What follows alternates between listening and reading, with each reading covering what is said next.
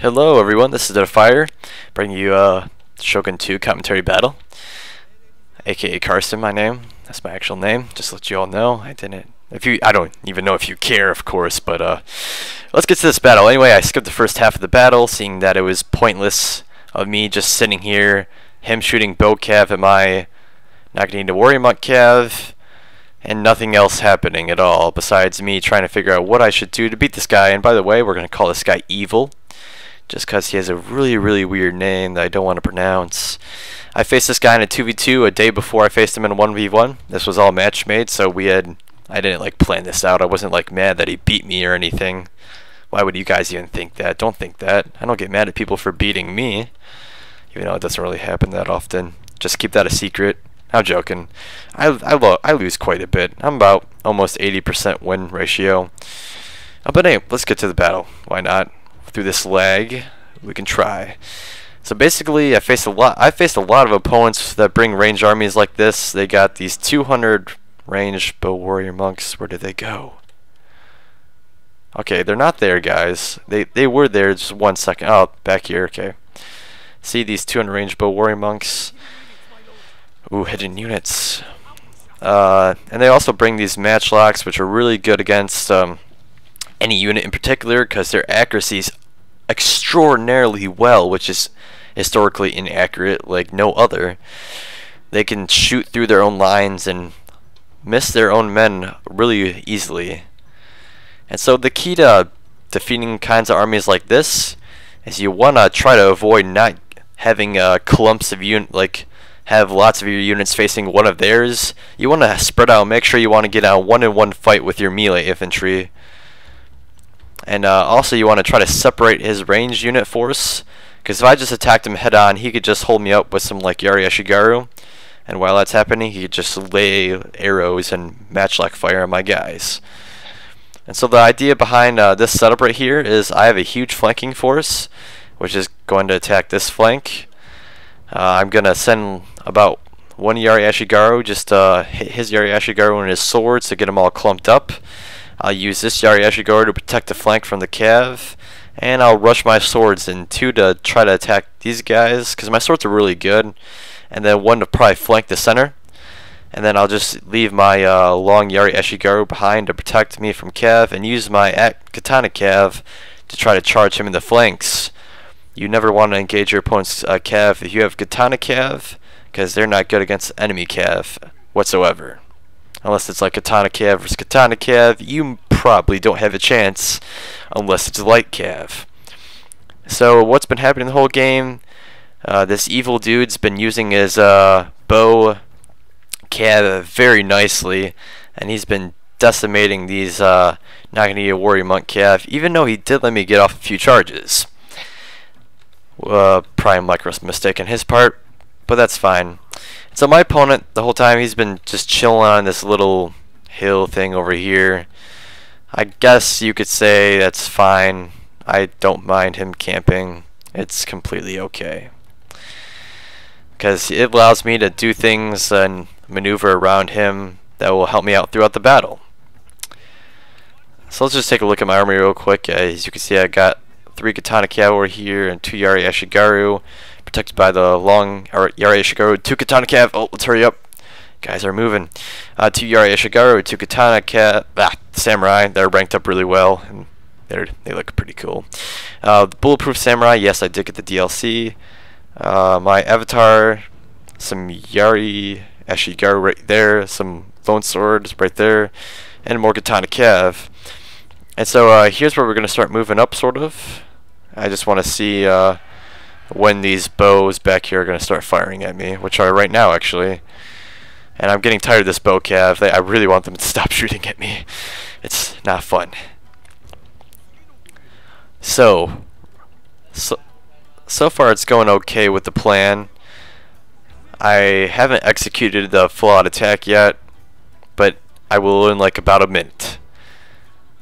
So as you can see, I got his range contingent split off about half and half, just like I wanted to. So that worked out as I wanted. He's wasting ammo on my Yari Ashigaru. I'm completely fine with that. And trying to get these guys to the flank over here. For some reason, they thought they were moving over here for a little bit. Oh, lag. Oh, God. That's not fun to see. I don't get that many views just because I have this lag. Someone want to buy me a new computer, please. I'm poor. Not really, but I don't have money to buy a new computer. So anyway, we continue the advance on the flank. I just want him to get him sort of distracted from the main force in the front. And we start moving together. So a very big key thing to attacking like a guy like this is you want to have a fluent attack. You don't want to have it be really staggered and attack in sections. You can see right here as I'm attacking as one whole force, even though it's not a whole force as stealth. This flank's disconnected from that, and we're attacking two different sides of the army. And as you can see, he's gonna start pull back there a little bit. And if you saw in the back, he was firing off some fire arrows and stuff. So here's what's gonna go down. When you attack someone like this, you want to get all their units clumped up in one big melee. But you don't want that to happen to you. You want to have your units spread out, and you want to get them one-on-one action with these guys. Especially since if you have a really good sword units, you could probably easily win that fight. So the main attack is going to start right here. As you can see, I'm going to have my Yari Ashigaru just taking all these swords. Oh, I got to back out of there. Lag is killing it. And I'm also taking these Yari Ashigaru up the middle. These Yari Ashigaru are going to defend the side, and I'm going to move these swords up shortly. I want to get engaged in the center first, just so I can start flanking them.